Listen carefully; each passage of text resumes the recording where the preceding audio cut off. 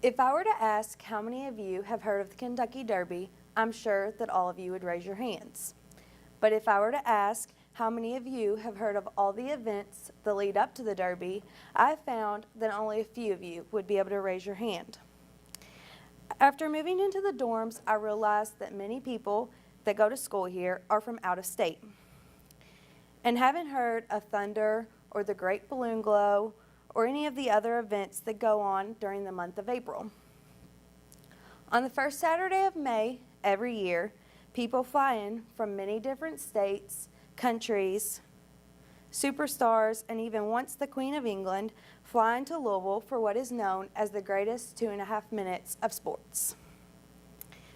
There are many events that lead up to the Derby, but I'm going to tell you about 4 of the events that I feel are most important to college students. As a native of Louisville, I'm going to give you a little insight onto all of the events that are happening before Derby. Since we are all students now in this great city, you all have the opportunity to attend all these fun events.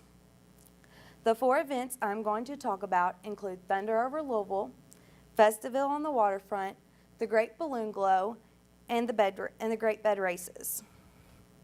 So let's start with Thunder over Louisville.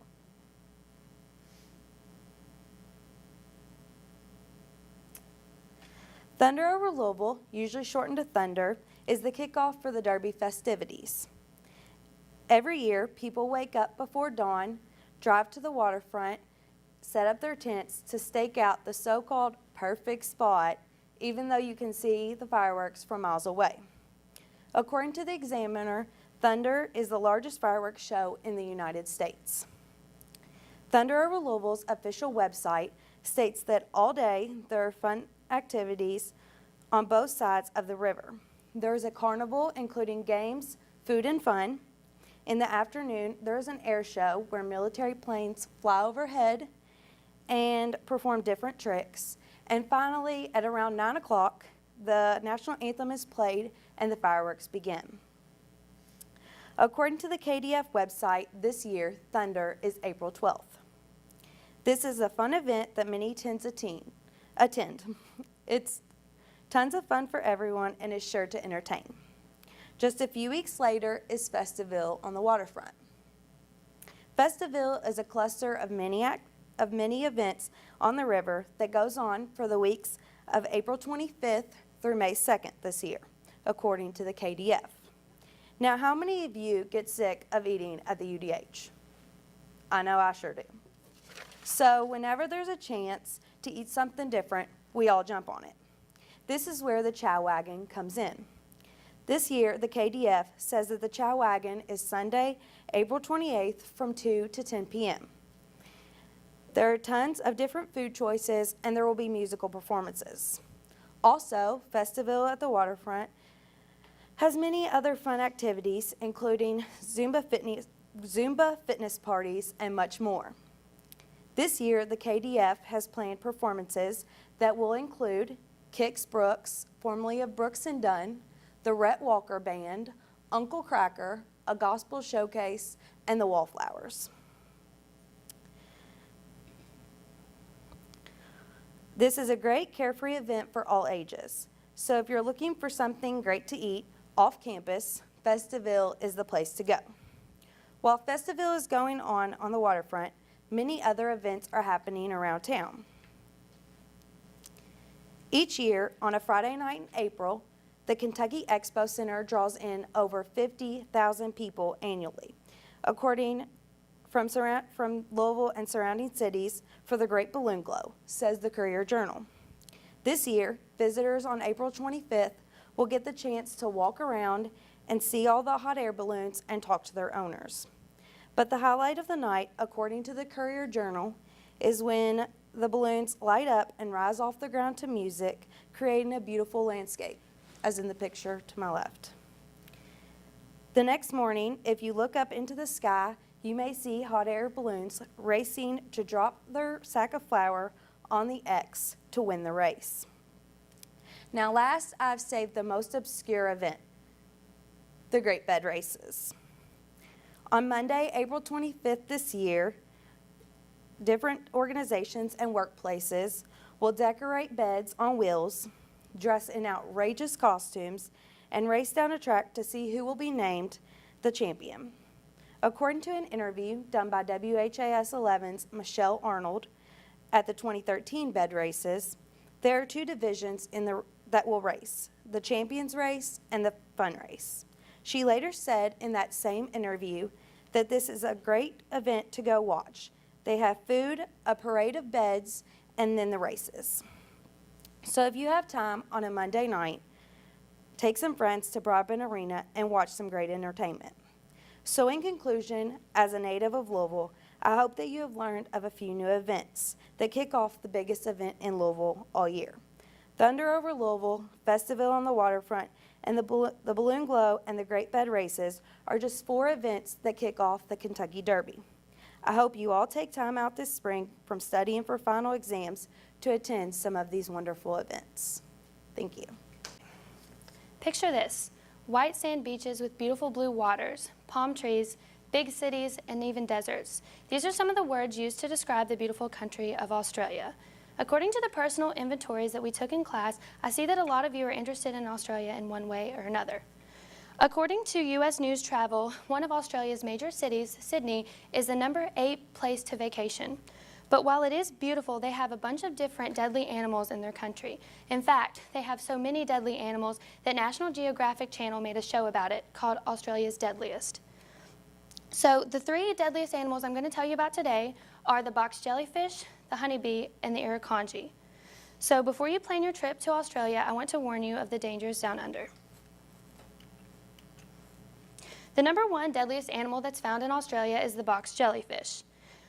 They are found in the coastal waters in northern Australia and throughout the Indo-Pacific. They have a bunch of characteristics about them. They are transparent and light blue in color, which makes it really difficult to see them in the waters until you're really close to them. They have 15 tentacles that can grow up to 10 feet long, and the tentacles contain about 5,000 nematocysts, which are stinging cells that attack your nervous system, your heart, and your skin cells when you are stung. Michael Dawson with the University of California says it takes only 1 microsecond for a stinger of a jellyfish to hit its victim. This is among one of the fastest movements that occur in nature. There's only 1 person killed annually, and I know that number is really low, but because the effects are so deadly that if you do get stung by one, that's what makes it the deadliest animal in Australia. So here you can see it. You can see the bell shape at the top, and you can see the tentacles growing out and how long they are. And the characteristics alone scare me, but I want to tell you about what happens if you are stung. If you are stung and you have extensive contact with the jellyfish, cardiac arrest can occur within a matter of minutes. If you're in water that you cannot easily and quickly get out of, you are at a very high risk of drowning. Anaphylactic shock, which is an extreme or sometimes life-threatening allergic reaction, is also possible if you get stung and you do not get treatment fast. Although these are very deadly animals, there are ways to prevent the attacks. If a jellyfish has been spotted, there will be signs posted that tell you so, and you need to steer clear of the waters.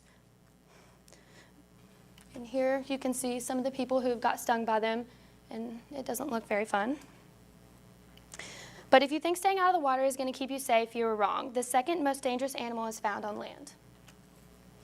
The second deadliest animal found in Australia is the honeybee.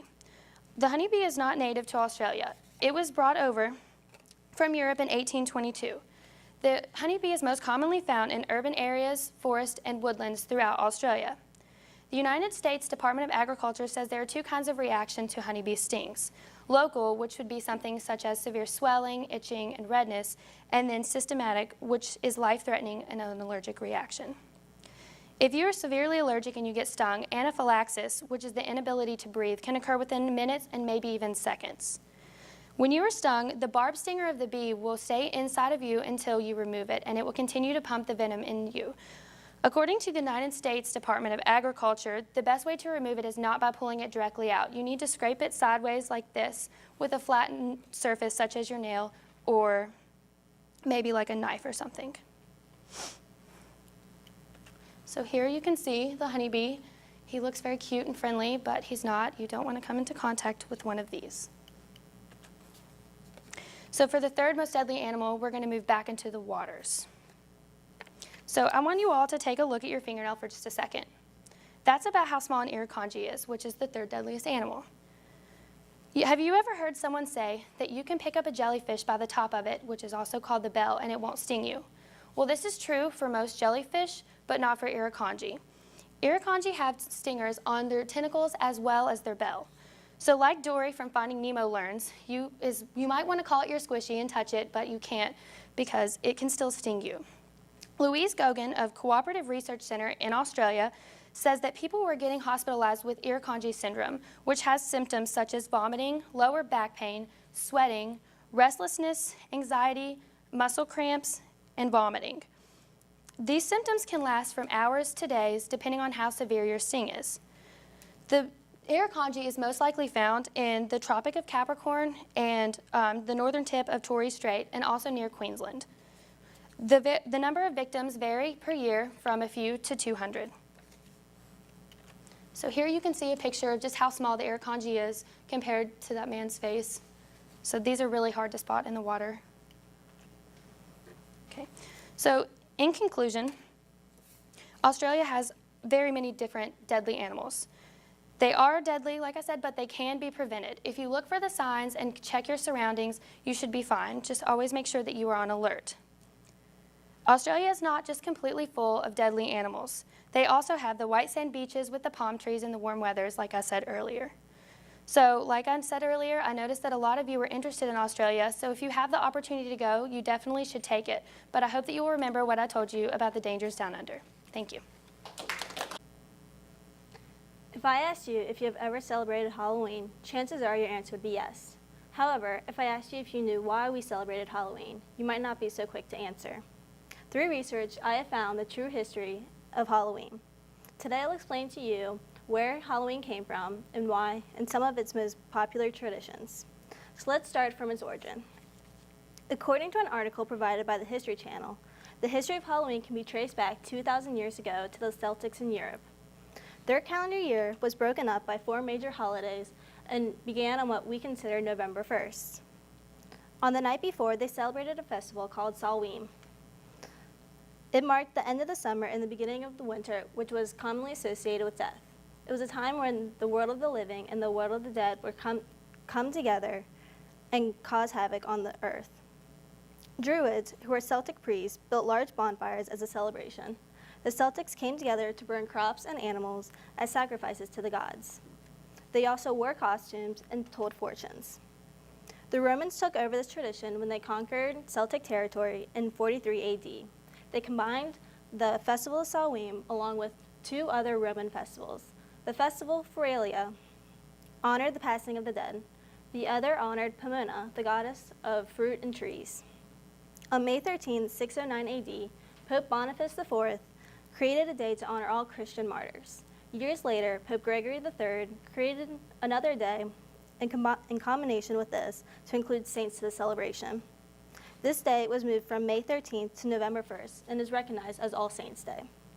The night before All Saints' Day, what was called Samhain, is now All Hallows' Eve and was eventually morphed into Halloween. To summarize, Halloween originated from the Festival of Samhain by the Celtics and was developed by the Romans and the Catholic Church into a holiday more commonly known today. So let's see how it came to America. The authentic tradition of Halloween came to America in the 1800s. Before Halloween was introduced, there are many other similar celebrations. These celebrations were called play parties. Neighbors would often come together and tell fortunes, dance, and sing. These celebrations turned into annual fall festivals. In the second half of the 1800s, there was a great influx of immigrants to the United States. These immigrants were often Irish due to the potato famine. The Irish and the English introduced the holiday of Halloween along with its traditions. So as you can see, while similar celebrations occurred prior, the Halloween most commonly known today was brought by the Irish and the English in the 1800s. The traditions society has most commonly grown to know today have also been around since the holiday's conception and have adapted to the changing times. Because Halloween was originally believed to be a day when the dead returned to the earth, many people believed in dressing in costumes to avoid being recognized. This goes back to the festivals of Samhain. These costumes were often made from animal skin. Over time, people began dressing as ghosts, demons, and other beings. Sorry.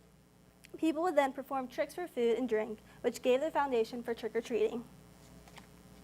In the beginning of the 20th century, after the church created All Souls Day, the underprivileged people would go to the houses of the wealthy.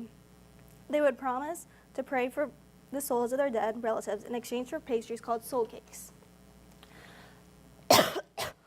According to Recipe Wise, soul cakes contain flour, sugar, butter, cinnamon, mixed spice, nutmeg, egg, and vinegar.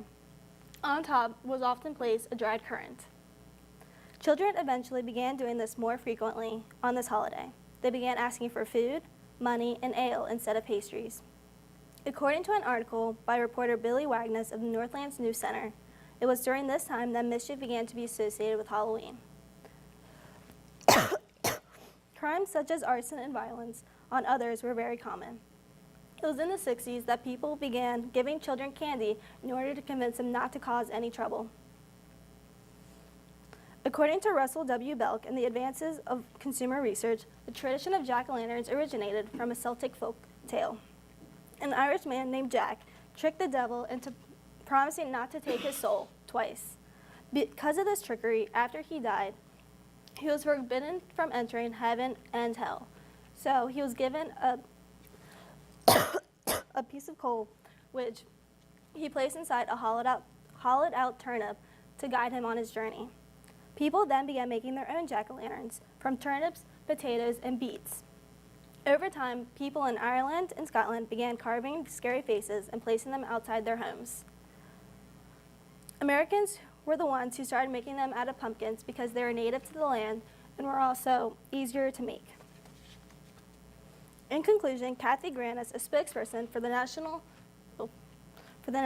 Retail Federation, reported that 158 million people planned on celebrating Halloween this year. Of those, 113 million planned on passing out candy. Chances are you are probably one of the 72% of Americans. From its conception by the Celtics, Halloween has become a spooky tradition loved by many. Kids today continue the tradition of trick-or-treating, dressing up in various costumes. These traditions will carry on for the rest of our time and will continue to grow in its spooky way. Sorry. $53,324,000. It's a lot of money. In case you're wondering what this can buy, this can pay for 1,275 Bellarmine students to come here for free. And if you're into food like I am, that can pay for each Bellarmine student to buy over 20,000 McDonald's cheeseburgers. In case you're wondering why I'm even talking about this number, $53,324,000, is the added sum of Cristiano Ronaldo and Gareth Bale's annual contracts.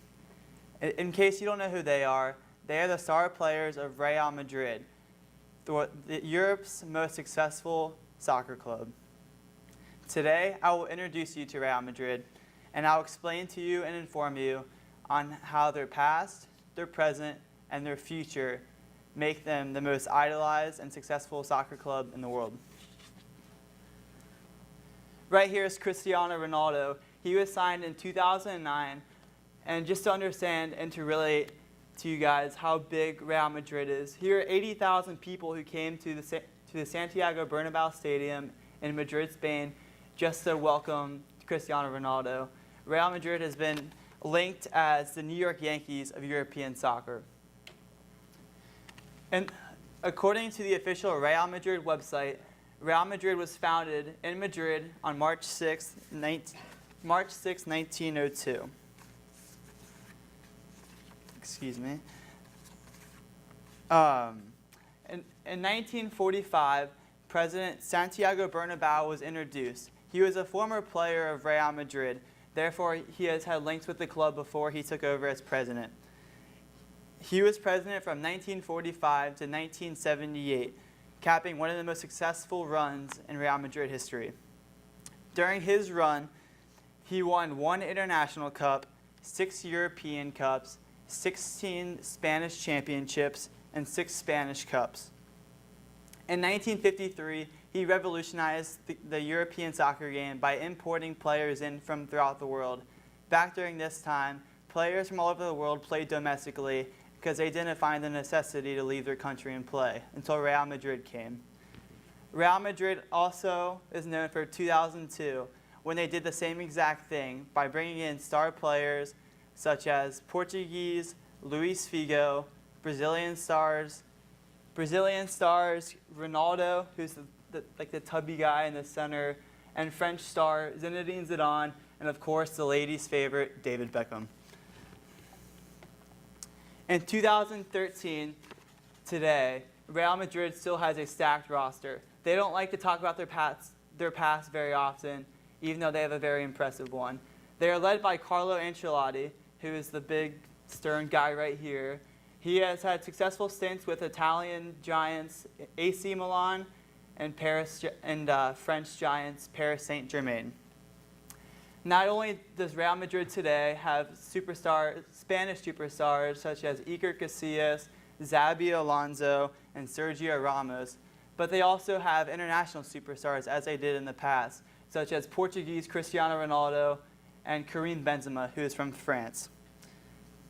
So far, according to ESPNSoccerNet.com, Real Madrid has averaged over 68,000 fans per game, which is the second most in the world behind their rivals FC Barcelona.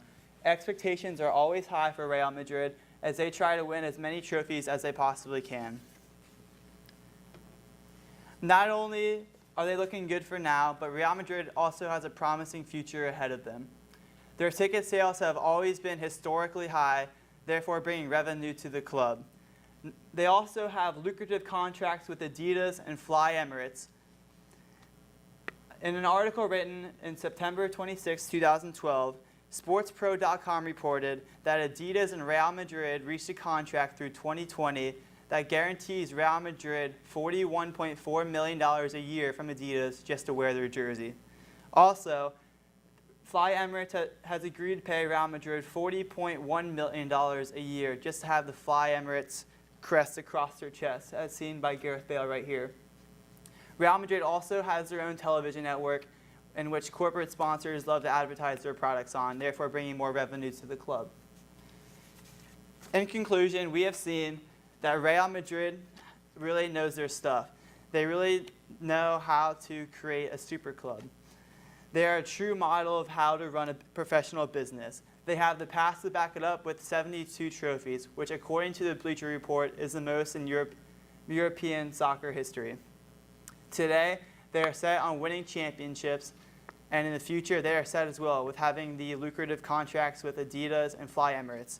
If you ever catch yourself in Spain, be sure to stop by the Santiago Bernabeu and catch a Real Madrid game. Or if you ever see Cristiano Ronaldo or Gareth Bale in the streets, be sure to ask them for a cheeseburger. I'm sure they could spot you one. Thank you.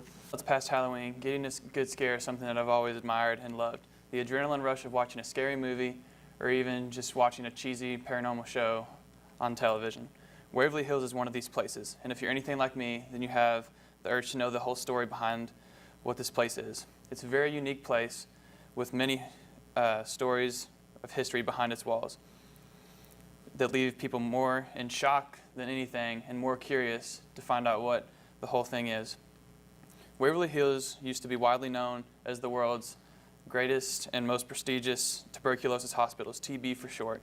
According to the Waverly Hills Archive section of their official website, it's still known as home to many souls and spirits that haunt this places, and also known as one of the most haunted places in the world today. During the speech, I'm going to give you more insight and explain what Waverly Hills was as a hospital, a haunted house, and what it is today. Through many sources that I've come across, and even a brief phone call with what could be a rude employee that works there now. The story behind Waverly Hills begins in 1910 when it opened as a hospital. As you can see, it doesn't look like a very inviting place. And as I mentioned, it just started out as a plain hospital. Of course, it wasn't this large when it first opened. And it was opened as a TB hospital just for TB patients and only housed 40 to 50 patients, according to the Waverly Hills Memorial Site.